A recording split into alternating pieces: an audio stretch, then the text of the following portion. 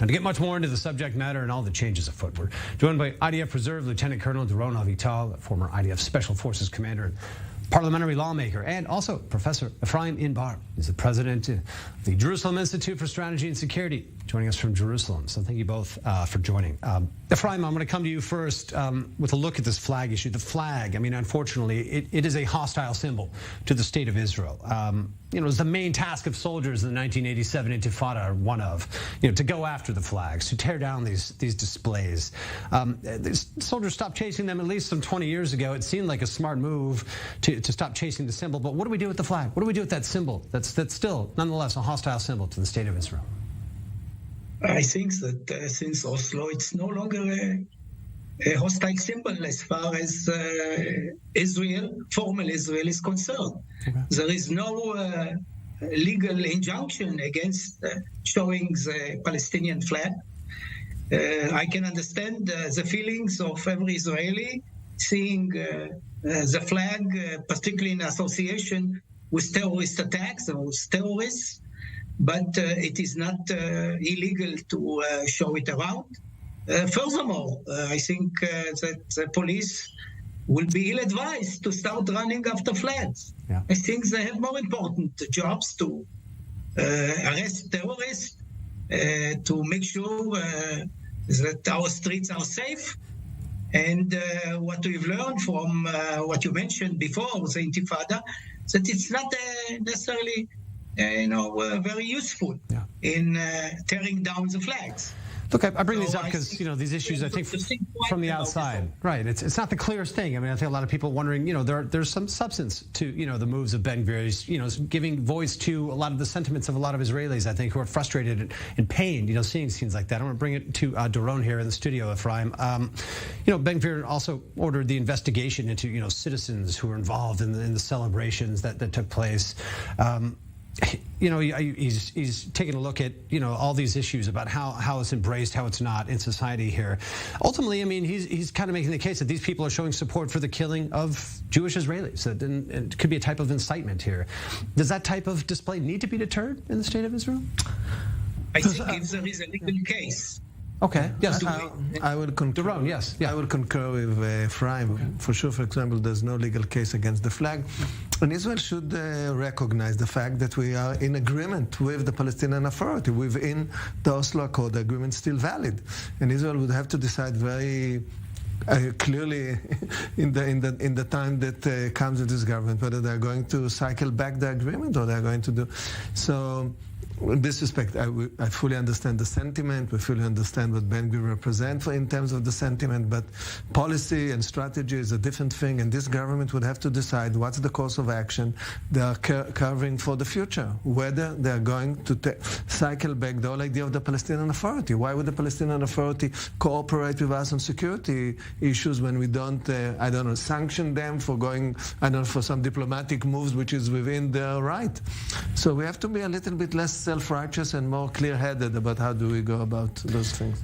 Yeah, I mean, Efraim, how much does the fact that it's a figure like Itamar Ben Gvir at the helm of this issue sort of cloud it? I mean, Ben Gvir himself, he, is supported by or associates with, at the very least, supporters of Baruch Goldstein, Jewish terrorist, a mass terrorist, killed 29 people in 1994. Is there an inherent hypocrisy in seeing Ben Gvir go after, this type of display, on the Palestinian side? Listen, I'm interested basically in using the police in the best way. And going after Palestinian flags is not the best way to use the police.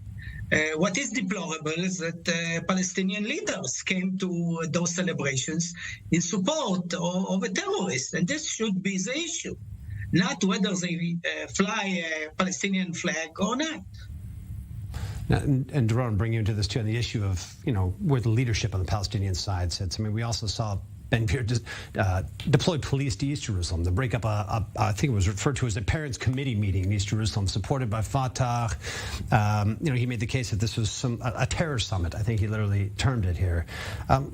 When does that line get drawn? When is it going too far? When is he overstepping? Are we trying to figure out those boundaries right now with this new figure in power? I think we have to be very practical in terms of how do we treat the Palestinian Authority. So if we can decide to call the Palestinian Authority a terrorist organization, but this means that those agreements that we have with them are cancelled. So really we have to have a policy, a strategy, a bigger approach. with respect to the West Bank and the Palestinian Authority. This is crucial. This is coming every day now. And I think the case that you mentioned earlier, the case of the way the Palestinian Authority negotiate to approach the UN, I mean, this is within their right. We have to decide what to do with that. We can't sanction them for doing and even calling it calling them or labeling it under the diplomacy terror. It's a little bit strange. We have to be back to our senses and have a strategy and a clear policy, of course, within the authorities that he has, Ben-Gvir. I hope he can contain those places where incitement really takes place. I mean, for sure, this. Efraim, so much of this, and for both of you to chime in on this, and along those lines, less about the police. Yes, this broader picture of the policies towards the Palestinians. What will be done here? There's so much being said right now about the status quo, the quote-unquote status quo. Whether it be the UN Security Council meeting was called after Ben-Gvir paid a visit in Jerusalem. So much international attention, pressure on the status quo. Efraim, what are your thoughts on this? The grander policy of should this government coming in be trying to preserve essentially what they've inherited or what's been in place for so many years? Or is there room, such as figures like Ben-Gvir, to be shaking up that status quo, which many could argue hasn't produced anything good?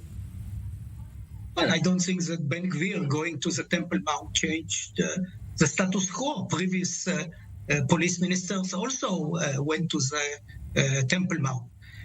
Second, I think that we should make clear that we have great attachment to the Temple Mount. This is the holiest place to the Jews, and we should make sure the Jews have free access to the Temple Mount, are able to pray there, and not to be harassed by the Israeli police for certain things.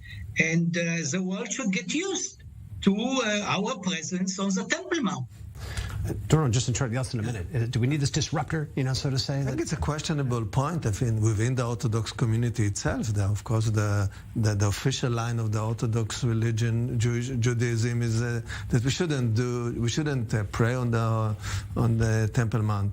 I think it's an interesting question. Here again, I go realpolitik. Yeah. I think it's one thing when the Minister of Interior or the responsible of the police goes to the Temple Mount to check what's up, the security arrangement and so on. It's a different thing when it's a clear provocation. Let's be clear about those issues. Now, the way the provocation would work. Approaching a break here. Look, Doron Avital, Efraim Inbar, thanks for joining us. Obviously, this is a topic we'll be discussing in depth for many weeks to come, just week one. Stay with us. I'll be right back.